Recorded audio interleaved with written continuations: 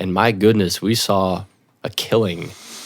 What'd you think of the fight? Yeah, I think is he alive? Do we know? Yes, he's good. He broke 3 orbital bones, apparently. Josh Emmett did. Yeah. Oh, that makes 3 sense, orbital man. bones. Just that combination, I want to say it was like in the middle of the first round where they really finally caught each other. It's Jeremy Steve. It was like what's the term for it? Like back and forth, like when you're both swinging at the same time. Yeah. It was just the first real exchange between the two, and you just hear crack, crack, crack, crack, like a sickening, like, crack, and those boys were swinging. They were swinging hard. Yeah, those boys. Jeremy Stevens was doing a real effective job of pressuring Josh Emmett behind those double black lines. You know what I mean? Like, he wasn't cutting off the cage as well as I thought he could have, but he was definitely consistently and constantly pressuring Josh Emmett. And I think Emmett was having a real hard time with that. And Jeremy Stevens can comfortably push the pace without any issue at all. Yeah, he put that boy in a lot of trouble. Josh Emmett was very uncomfortable up against the cage. Me and PJ both picked Josh Emmett. Yeah. So why did you pick Josh? You know, this is gonna be so. So PJ is still a casual to a degree. So we're trying to turn PJ. It's taking some time, but he's having a tough time keeping up with all of these events because we've got a pay-per-view next weekend too, PJ. Oh yeah.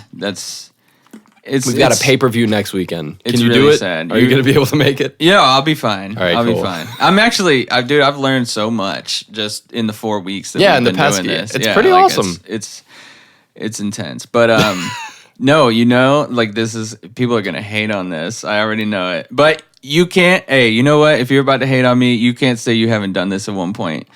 I picked Josh Emmett based on one single highlight that I watched of his on YouTube. No. Yeah. So you never seen Jeremy Stevens fight? I had never seen. No, I said that, but I said that last week. So yeah, you did. Yeah. Wow, that's amazing. I didn't. Jeremy Stevens is a vet, man. He's like, I think he's had 29 UFC fights or 28 now. I think he's like 15 and 13 in the UFC. Oh, okay. He's had a long UFC career. Yeah. And he's just kind of starting to almost come into his own right now. I mean, he's beaten top flight opponents for the most part. Yeah. I mean, Josh Emmett should Josh Emmett have been ranked number 4? Probably not. So here's Josh Emmett's little background. I'll give it to you. So he was fighting in the lightweight division, up and coming lightweight prospect. But he's like, I mean, I don't know how, clear cut we can call him a prospect because I think he's in his early 30s. So, but in regards to his experience in MMA, he's a prospect because he hasn't had the experience. So he's coming up in the lightweight division. I think he took a loss. I can't remember who it was to. And then he hopped down to 145 and he won one fight pretty impressively. He dropped a guy like 4 times in the first round.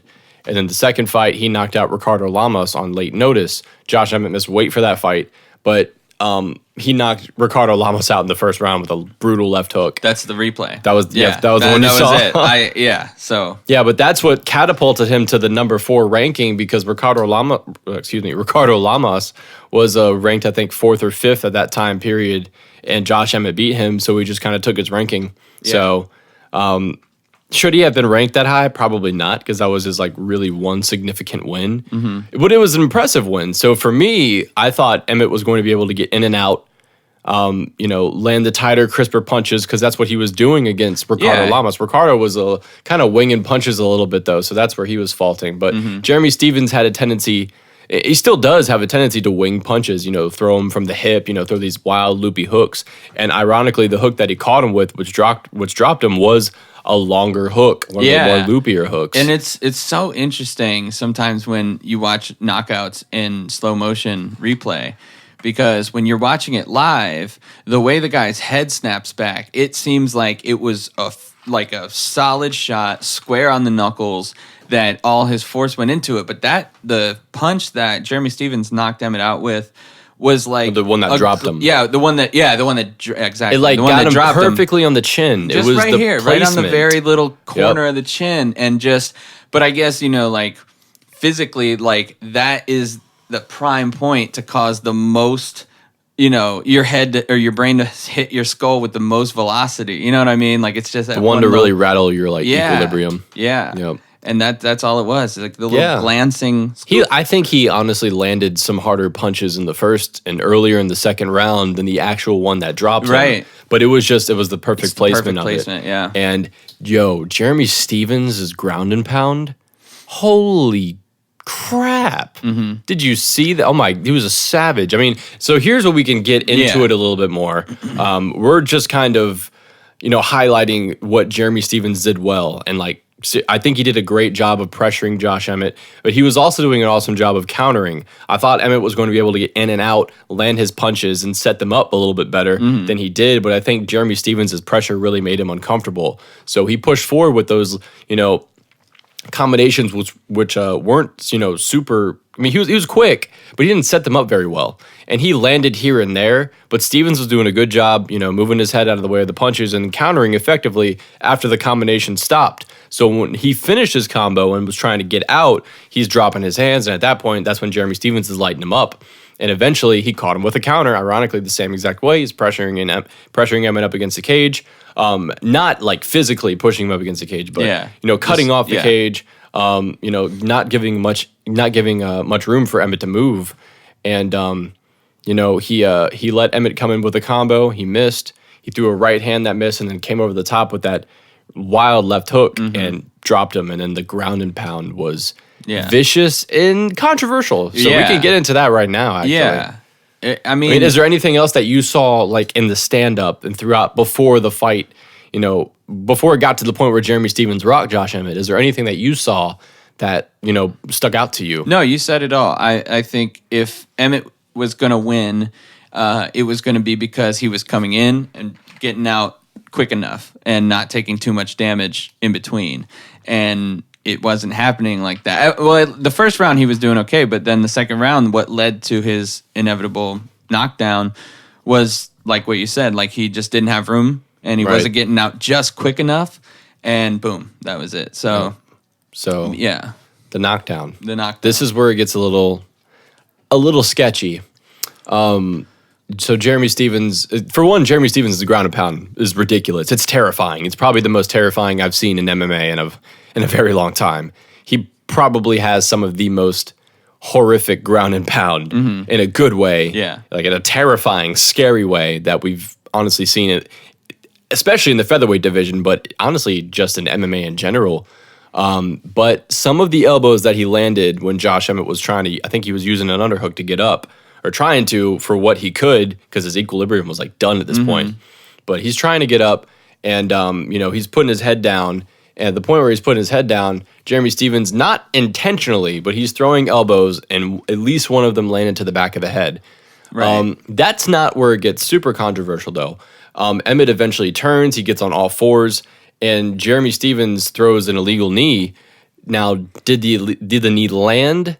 I think it did. I think it grazed him. Yeah, just the same way that shot that dropped him grazed his chin. Like, it doesn't mean that it didn't cause any damage. And especially when you're already, groggy from that knockdown, you could just get tapped and you're back down again. You know what I mean? So I think so this is kind of a question I wanted to throw to you. Like, when they were talking, I think it was Dominic Cruz and Michael Bisping were recapping the fight, and they were saying, or I think Dominic Cruz took the stance of like, it's not the fighter's responsibility to worry about where his shots are landing. It's the ref's responsibility to stop it, or to tell him to stop. Right, give him some sort of warning or intervene in one way or another. And so, is that where you fall on that?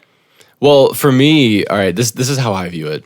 So the knee landed, it did. Whether or not it grazed him or it actually impacted the fight is another question. I mean, more specifically, I guess, was the elbows leading to the knee. So he got him down, and there were two or three elbows to the back of the head. Now, okay, so when you look at the real slow-mo replay, a lot of those, of course, landed to the side of his head as well. Which is... And then when he's getting up, there's about 3 questionable elbows. I think the first 2, at least the first one, definitely landed to the side of the head. The second one was questionable. It could have gone to the back, could have gone to the side. The third one definitely went to the back of the head. I don't think that. I mean, that's That's a tough situation there. That's all on the ref. That's not on Jeremy Stephens at all.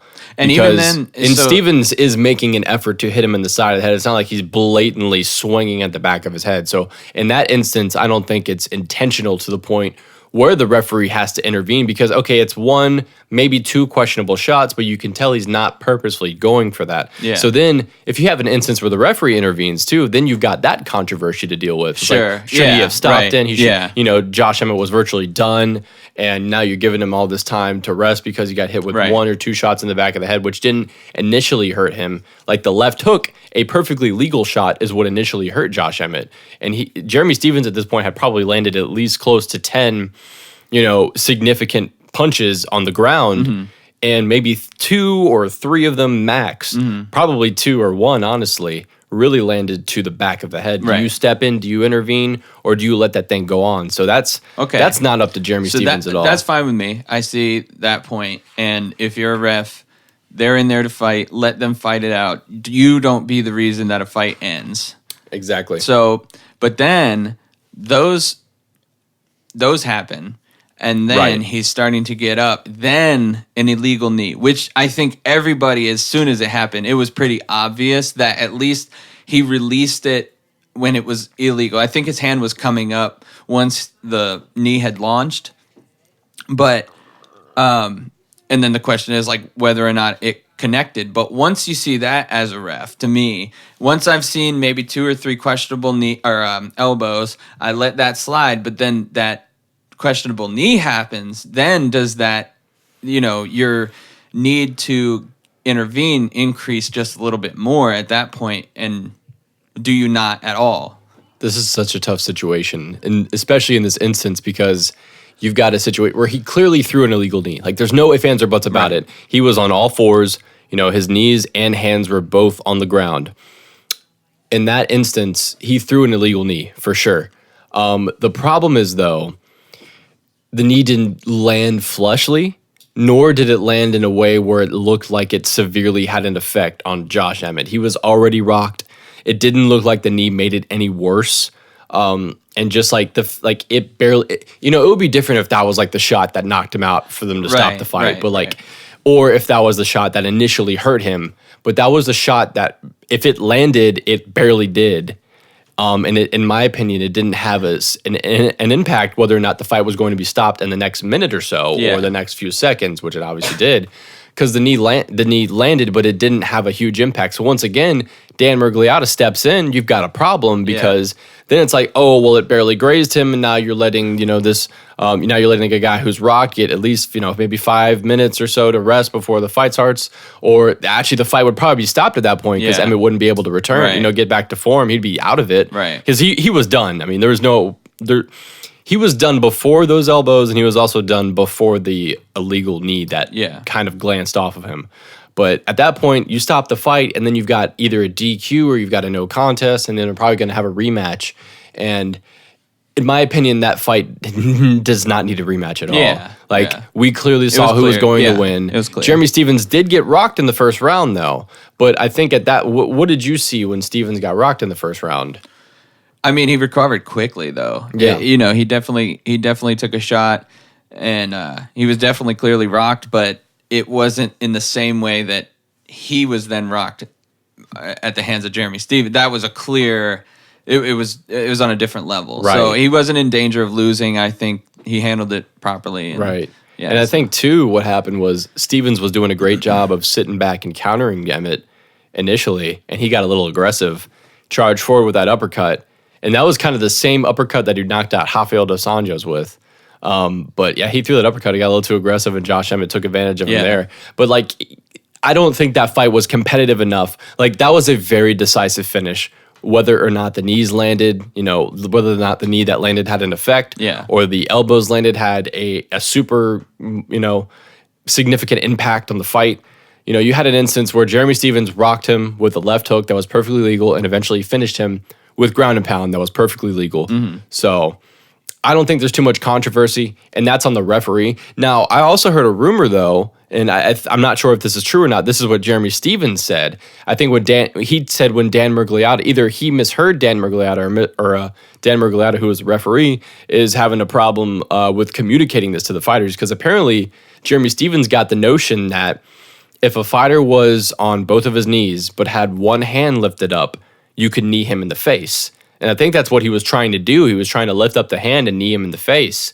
So Jeremy Stevens thought he was doing something that was legal. From what I'm hearing.